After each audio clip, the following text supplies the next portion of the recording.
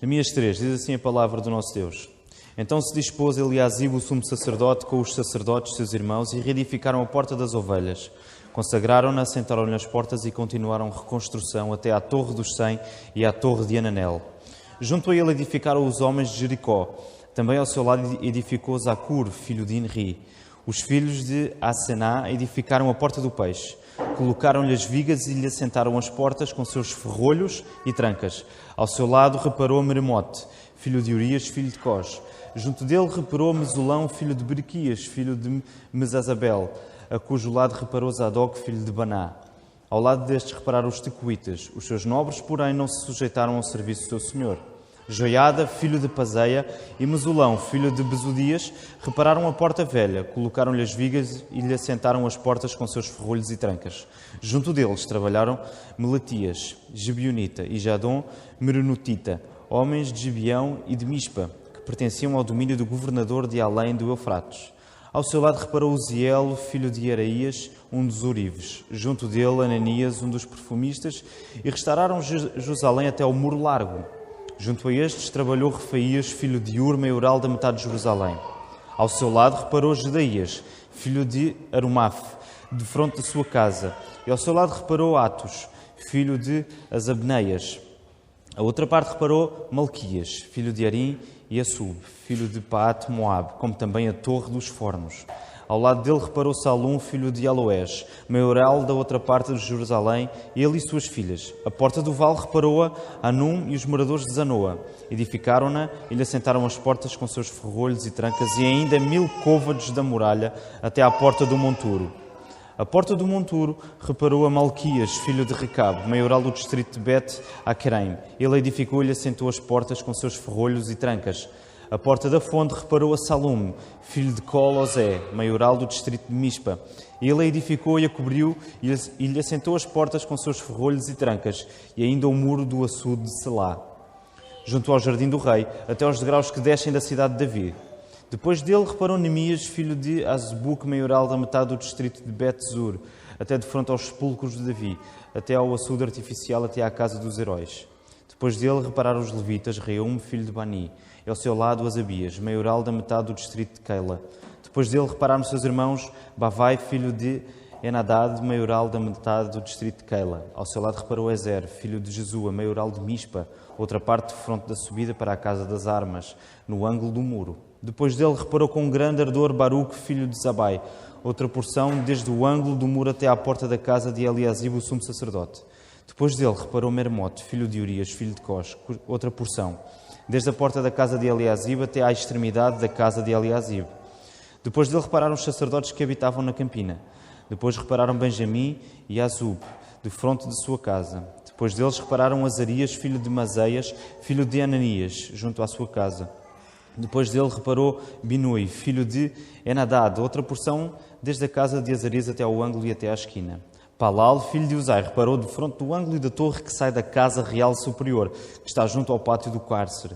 Depois dele reparou Pedaías, filho de Parós, e os servos do templo que habitavam em Ofel, até de fronte da porta das águas, para o oriente e até à torre alta. Depois repararam os tecoitas, outra porção, de fronte da torre grande e alta, e até ao muro de Ofel. Para cima da porta dos cavalos repararam os sacerdotes, cada um de fronte da sua casa. Depois deles reparou Zadok, filho de Imer, de fronte da sua casa. E depois dele Semaías, filho de Secanias, guarda da porta oriental. Depois dele reparou Ananias, filho de Selemias, e Anum, o sexto filho de Zalaf, outra porção. Depois deles reparou Mesulão, filho de Berequias, de fronte da sua morada. Depois dele reparou Malquias, filho de um Orives, até à casa dos servos do templo e dos mercadores, de fronte da porta da guarda até ao eirado da esquina. Entre o eirado da esquina e a porta das ovelhas repararam os ourives e os mercadores. Podem ficar sentados, irmãos.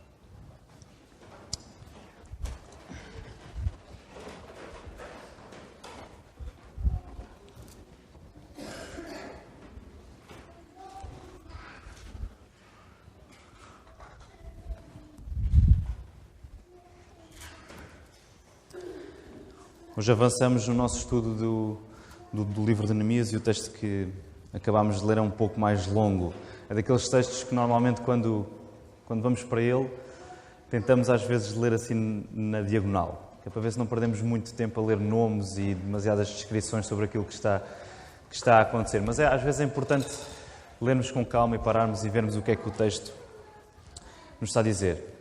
É provável que neste texto o elemento que mais nos chama a atenção seja a quantidade de pessoas que participaram na reconstrução dos muros de Jerusalém. Só recordar que o povo já veio da Babilónia, o remanescente que estava exilado na Babilónia regressou, através de Esdras, Neemias, também Zorobabel, que estava nessa comitiva, podemos dizer assim, e o povo agora é incentivado a reconstruir os muros, a reconstruir a cidade, através do testemunho de Neemias.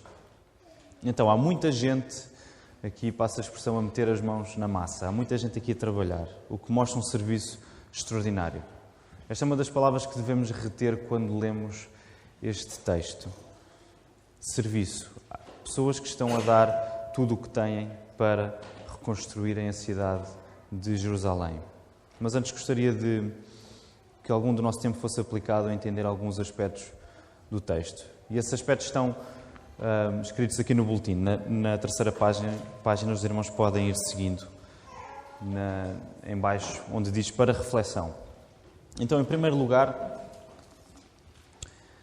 observamos o circuito da reconstrução que o texto nos dá. O texto está a dar-nos uma descrição daquilo que está a ser reparado. Então, a reparação, como vê no versículo 1, começa na porta das ovelhas.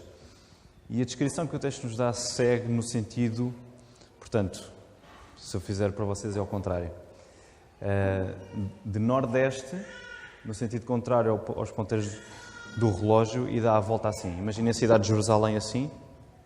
Começa aqui, na Porta das Ovelhas, e vai fazendo este percurso e termina no mesmo sítio. É provável que a reconstrução dos muros tivesse a ser feita ao mesmo tempo nas diversas partes dos muros. Mas a descrição começa na Porta das Ovelhas e termina no mesmo sítio.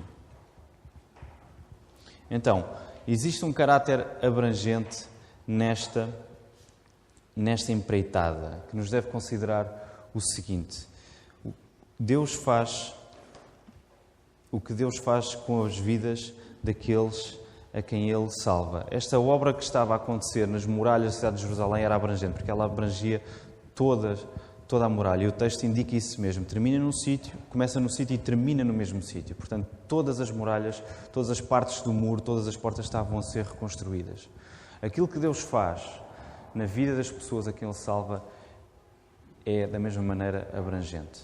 Todo o nosso ser está em vista quando Deus nos salva e quando Deus nos transforma. Em segundo lugar, no segundo parágrafo que encontramos aí, recordamos que o povo judeu estava exilado na Babilónia. É libertado e regressa a Judá, à sua terra de origem. A libertação que Deus opera não deixa o povo num estado neutro. Ou seja, depois do povo ser libertado, o povo não fica nem mais preso à Babilónia, mas também não é o caso de o povo não ter um outro compromisso qualquer. Não há um estado neutro depois do povo ter sido liberto. O povo não é libertado para depois, vamos ver o que é que acontece. Não. Pelo contrário, o facto de vermos os judeus comprometidos com a reconstrução de Jerusalém é revelador de uma coisa muito importante. Deus salva o povo para que o povo viva para Deus. Isto é muito claro quando vemos as pessoas comprometidas com a reconstrução dos muros. Eles sabiam que tinham sido libertados por Deus, eles estão a trabalhar para esse Deus. Eles estão a viver para esse Deus que os libertou. E nesse sentido, há uma ligação estreita, há uma ligação muito próxima entre a libertação e o trabalho que Deus dá ao povo. O trabalho não mais era um sinal de escravidão, o trabalho era um sinal de que o povo estava libertado. E em terceiro lugar, no terceiro parágrafo do nosso boletim, a reedificação de Jerusalém, o facto de Jerusalém estar a ser reconstruída, significava, por um lado, a restauração da nação de Judá e da religião judaica. Judá estava completamente destruída, longe, numa nação distante que era a Babilónia. O facto de os judeus regressarem à sua terra e estarem a reconstruir a sua cidade significava que a nação de Israel, a nação de Judá, estava a renascer. Haviam muros que indicavam isso mesmo. Da mesma maneira,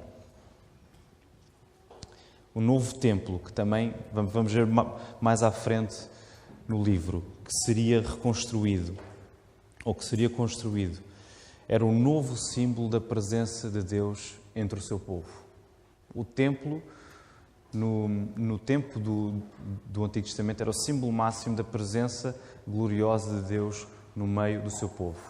E para que a religião judaica pudesse voltar a existir, pudesse estar sólida novamente, teria que haver um novo templo. Por isso os judeus vão dedicar algum do seu tempo a reconstruírem um templo. No entanto, é importante compreender que na mente dos judeus existe uma expectativa que as promessas que Deus fez a Abraão séculos atrás sejam cumpridas. Algo que tinha sido perdido completamente no exílio na Babilónia. Os judeus esperavam que as promessas que Deus tinha feito a Abraão fossem cumpridas. Alguns elementos dessa promessa: a terra prometida, a terra de Judá, o povo, os remanescentes que voltaram da Babilónia, o novo templo, a cidade reedificada, Jerusalém reedificada e a liderança davídica, o reinado que tivesse um descendente direto da linhagem de David. Nós vimos isso no livro de Esdras, com o personagem de Zorobabel. Zorobabel é alguém que descende diretamente de David e por isso era herdeiro do trono de David, se assim podemos dizer. Então todos estes elementos estavam presentes, mas havia uma coisa que não estava plenamente presente ainda, e isso era a glória de Deus. A glória de Deus ainda não estava completamente presente naquele regresso e naquela reconstrução. Lembram-se, possivelmente, quando Salomão constrói o primeiro templo? Não sei se estão recordados do episódio. Quando o templo é acabado de construir, o que é que acontece? O que é que entra e ocupa o templo? Quem é que se recorda? Uma nuvem que ocupa todo o templo, que era a presença gloriosa de Deus. Então Deus habitava ali. Então, agora quando o povo regressa, a glória de Deus ainda não está plenamente presente. Isso tem a ver com o pecado do povo. Nós estamos a viver, nesta altura, há uma aliança que Deus faz com o povo que espera o seu cumprimento em Jesus Cristo. Então a presença gloriosa de Deus ainda não está com o povo de uma forma completamente definitiva. Um dos exemplos para isto acontecer, recordem que no final do livro de Esdras, o que é que acontece? Qual é que era o problema que existia entre o povo? No final do livro de Esdras, era um problema que tinha a ver com casamentos. Os casamentos mistos, não era? Casamentos de judeus com mulheres estrangeiras, não é? Então, este era um problema revelador do pecado do povo. Isto era um problema que revelava que o povo ainda não estava completamente entregue à lei de Deus, entregue à vontade de Deus, e por isso a glória de Deus não estava presente ali. O retorno do povo e a reconstrução de Jerusalém e do templo, então, apontam para um retorno e uma reconstrução completas e definitivas que só vão acontecer através da morte e ressurreição de Jesus Cristo. Essa reconstrução, e agora passando para nós, para o nosso tempo, para o tempo do Novo Testamento, da Nova Aliança, quando Jesus vem e Jesus cumpre aquilo que tem que fazer. Essa reconstrução acontecerá definitivamente dentro de cada pessoa salva por Cristo. E cada pessoa salva por Cristo vai formar a Igreja, o que nós somos hoje, o que nós somos hoje, a Nova Jerusalém. A presença de Deus não mais estará no templo físico em Jerusalém, o templo não mais será o único símbolo da presença de Deus entre o povo, mas a presença de Deus estará dentro de cada cristão através do Espírito Santo. Recordem, o apóstolo Paulo, no Novo Testamento, usa esta linguagem. Se nós formos até na primeira carta aos Coríntios, não precisam de abrir, que eles quiserem abrir, podem abrir. Primeira carta aos Coríntios, no capítulo 3, versículo 16, Paulo usa esta linguagem. Ele diz assim: não sabeis que sois o santuário ou o templo de Deus e que o Espírito de Deus habita em vós? E mais à frente ele repete, no capítulo 6, versículo 19. Acaso não sabeis que o vosso corpo é o santuário do Espírito Santo, que está em vós, o qual tendes da parte de Deus e que não sois de vós mesmos? Portanto, a reconstrução da cidade de Jerusalém, a reconstrução do templo, aponta para uma reconstrução definitiva, que é dentro de cada cristão. Que somos nós, que somos o templo do Espírito Santo, a habitação do próprio Deus. Isto é uma realidade que eu creio que nós muitas vezes esquecemos e que não consideramos com a atenção devida. Estes são os princípios que gostaria de partilhar hoje com os irmãos. E gostaria de aplicar estes princípios às nossas vidas. A obra que Deus faz em nós, em primeiro lugar, concorre para o nosso bem individual, mas também para o bem daqueles que nos rodeiam. Recordar, a obra no Muro de Jerusalém era uma obra abrangente. Começava num sítio e acabava no mesmo sítio. A obra que Deus faz em nós é do mesmo modo abrangente. Ela envolve-nos a nós individualmente para o nosso bem individual, mas também se reflete no bem daqueles que nos rodeiam. É interessante notar, não sei se repararam nisto, enquanto líamos a lista das pessoas que trabalharam na reconstrução dos muros de Jerusalém. Muitos não eram habitantes da cidade de Jerusalém. Não sei se repararam nisso. Vejam no versículo 2. Junto a ele edificaram os homens de Jericó. Portanto, outra cidade. No versículo 7. Junto a eles trabalharam Melatias Gibionita e Jadom Meronotita, homens de Gibeão e de Mispa. Outras cidades que não Jerusalém. Versículo 13. A porta do vale reparou Anum e os moradores de Zanoa. Portanto, há uma série considerável de pessoas que trabalham na reconstrução de Jerusalém e que não são habitantes de Jerusalém. Isto indica-nos, estas pessoas buscavam um bem e um interesse que não eram primariamente os deles. Não eram deles individualmente apenas. Eles buscavam um interesse comum, um interesse que era público. A reconstrução de Jerusalém e do templo significava muito para o povo judeu e para o povo israelita. O trabalho abrangente de Deus nas nossas vidas tem este caráter público também, de nos fazer virar para os outros, na medida em que nos torna despertos para as necessidades dos outros. Tal como os outros habitantes das outras cidades que também se comprometeram na reconstrução de uma cidade que não era primariamente a deles, Deus trabalha em nós na medida em que nós ficamos despertos para as necessidades dos outros. Não nos fechamos em nós mesmos porque Cristo deu-se a si mesmo por nós. Cristo não se fechou quando foi à cruz. Ele deu-se a si mesmo para nós e por causa disso nós também não nos fechamos em nós mesmos. Aliás, hoje já ouvimos a parábola do bom samaritano aqui na Escola Dominical. A lei de Deus requer que nós amemos Deus todo o nosso coração, alma, mente e forças e que amemos o nosso próximo como a nós mesmos. Este caráter de considerarmos sempre o nosso próximo. Nós não nos fechamos em nós mesmos. O facto de nós amarmos a Deus reflete-se na maneira como nós amamos aqueles que nos rodeiam.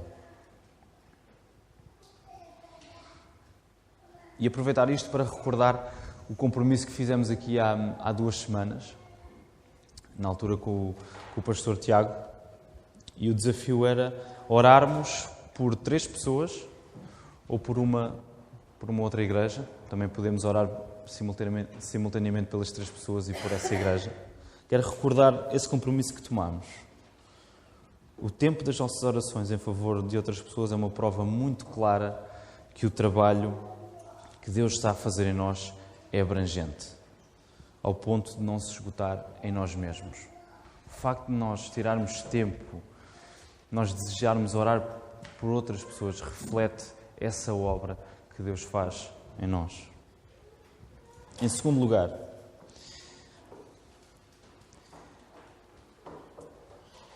notamos que há uma ligação entre a liberdade que os judeus agora têm, por terem saído do exílio na Babilónia, e o trabalho que eles estão a fazer. Temos mostrado a liberdade que temos em Cristo trabalhando para Ele? Esta é uma pergunta que vos faço. Será que nós temos mostrado, vivido essa liberdade que temos em Jesus, trabalhando para Ele? Será que nos temos esforçado por saborear essa liberdade, trabalhando para Cristo, dedicando a nossa vida a servir Cristo? E deixem-me puxar a questão para a alegria e para o zelo com que vivemos a nossa fé. Durante o texto há exemplos de zelo e de trabalho dobrado. Reparem, versículo 20, se puderem ir até lá. Depois dele reparou com grande ardor Baruque, filho de Zabai. Outra porção. Baruque é-nos dito que reparou com grande ardor, com grande zelo. Ele estava comprometido à sério com aquilo que estava a fazer. No versículo 4. Meremote, filho de Urias, filho de Cós, junto deste reparou Mesulão, filho de Berequias, filho de Mesezabel. E depois no versículo 21 vai aparecer outra vez. Depois dele reparou Meremote. A mesma pessoa aparece duas vezes. Reparou duas vezes. Ele não se confinou à responsabilidade que ele tinha no local. Ele deu-se de si mesmo para ir reparar outra parte dos muros. E os versículos 5 e 27. No versículo 5 aparece: ao lado destes repararam os tecoitas, habitantes de Tecoa. E no versículo 27 eles vão ser referidos outra vez. Repararam os tecoitas, outra porção de fronte da torre grande e alta. Então, exemplos de zelo, de trabalho dobrado. Existe um gozo nestas pessoas, uma alegria nestas pessoas por pertencerem ao Deus que os libertou, por pertencerem ao Deus que fez as promessas a Abraão, a Isaac e a Jacó, que as faz trabalhar com ardor, com zelo, querendo fazer um serviço dobrado. Existe um gozo profundo pelo facto de se pertencer ao Deus da salvação. E Jesus é o exemplo perfeito disto. Recordem aquela passagem em Hebreus 12, em que diz que Jesus, pela alegria que lhe estava proposta, o que é que ele fez? Pela alegria que estava proposta a Jesus, pela alegria que ele tinha à frente dele, o que é que Jesus fez por nós? Ele morreu, ele sacrificou-se. Pela alegria que ele tinha em resgatar pecadores para si. Pela alegria que ele tinha sabendo que depois de morrer iria ressuscitar e iria estar à direita do Pai. Jesus tinha zelo, tinha gozo em fazer isso. Deu a sua própria vida para que outras fossem reconstruídas, para se alegrarem para sempre no Salvador. O objetivo da reconstrução que Deus faz em nós é para que nós nos alegremos nele, para que nós tenhamos este gozo, esta alegria em viver para Ele. E será que a alegria com que vivemos é um muro que precisa ser reconstruído na nossa vida? Eu reconheço que hoje é difícil nós pararmos e considerarmos as dificuldades que vivemos, as circunstâncias, os pequenos imprevistos e pensarmos que, ok, independentemente disto que me está a acontecer, a minha alegria não é abalada, porque ela está sustentada em Cristo. Nós vivemos numa altura em que vamos atrás de muita coisa que acontece e fazemos depender o nosso o nosso estado de espírito, a nossa alegria, a nossa satisfação das coisas que nos acontecem. É normal, nós somos humanos, somos pessoas, somos pecadores. Eu insiro-me nisso também.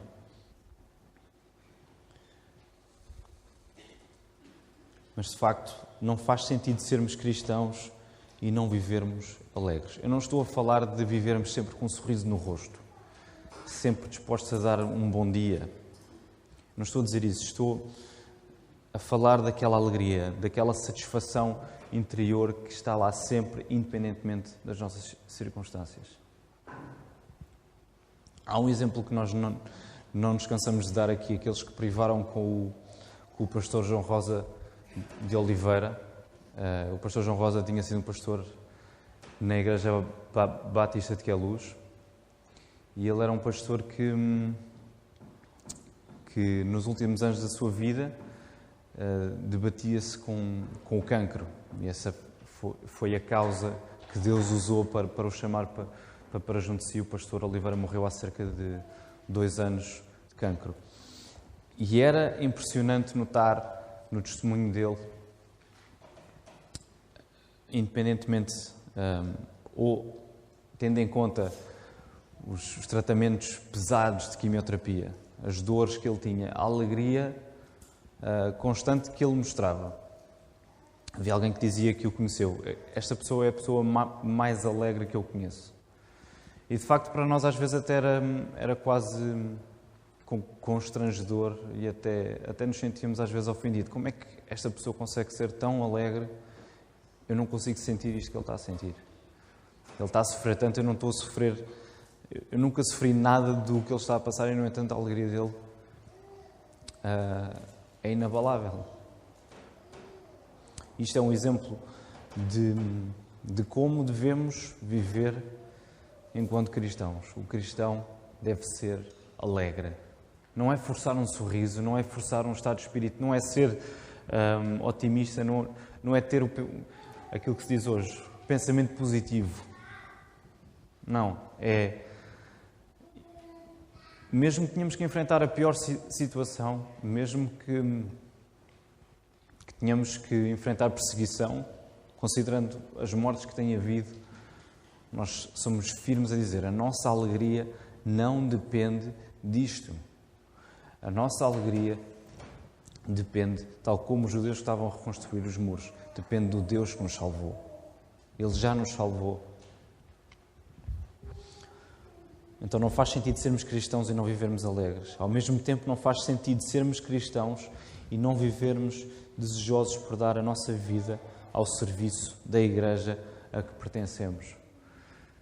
Eu comecei o sermão a falar nisto. O serviço é uma coisa que salta à vista quando lemos este texto. Não faz sentido nós vivermos enquanto cristãos e não termos um espírito pronto de serviço. Não estamos prontos a servir o nosso próximo, não estamos prontos a servir a comunidade a que pertencemos. Nós somos chamados a servir.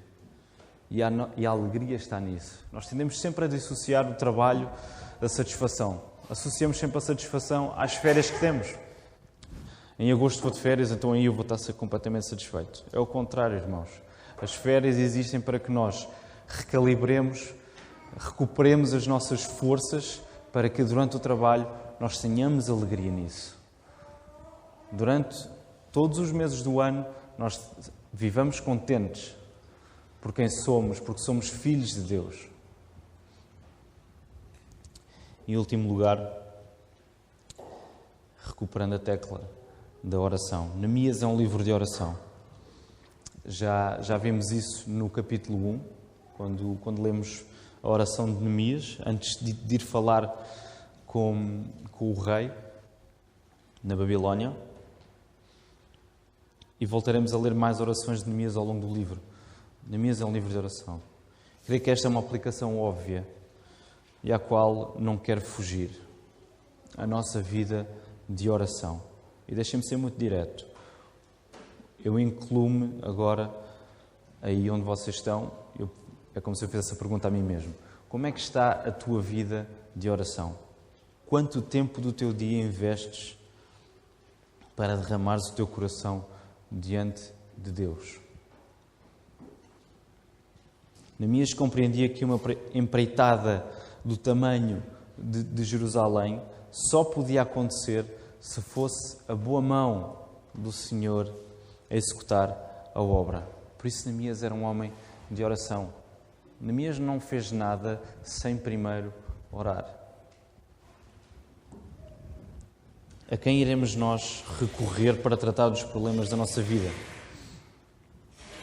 Deus salva-nos para que a nossa vida seja uma vida de oração a Ele, para que reconheçamos a nossa necessidade de Deus e para que Deus seja glorificado por ser o único que nos pode socorrer. Isto liga-se com aquele ponto da alegria. Se nós estamos alegres por sermos filhos de Deus, nós somos alegres por vivermos como cristãos, por termos sido salvos com Deus, nós vamos querer passar tempo com quem nos salvou. Não é verdade? Se nós gostamos muito de uma pessoa, nós queremos passar tempo com essa pessoa. Se nós de facto amamos a Cristo, nós vamos querer passar tempo com Ele em oração. Não faz sentido um cristão não orar. É uma contradição. Nós temos que gastar mais tempo da nossa vida a orar. E nós oramos novamente. Nós reconhecemos a nossa necessidade de Deus. A oração serve para isso. Nós derramamos os nossos corações a Deus. Nós reconhecemos a nossa necessidade de Deus. E Deus é glorificado por isso. Porque nós estamos a reconhecer que Deus é o único que pode suprir a nossa necessidade. Nós obtemos a ajuda e Deus obtém a glória. Nós obtemos a ajuda e Deus obtém a glória.